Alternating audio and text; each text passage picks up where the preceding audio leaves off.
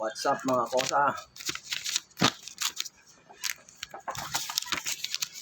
Ayan.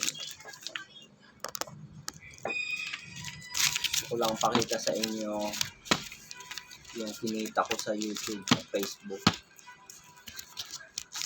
Ito siya mga kosa.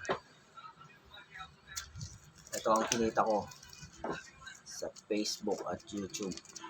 Ayan. Ganito pala kalaki kumita sa YouTube. Pag may YouTube channel ka o kaya Facebook, at kapag nagkaroon na ng ads, napakadali na ng pera. Yan mga kosa, bagong bago. Yan, kung gaano kadami yan.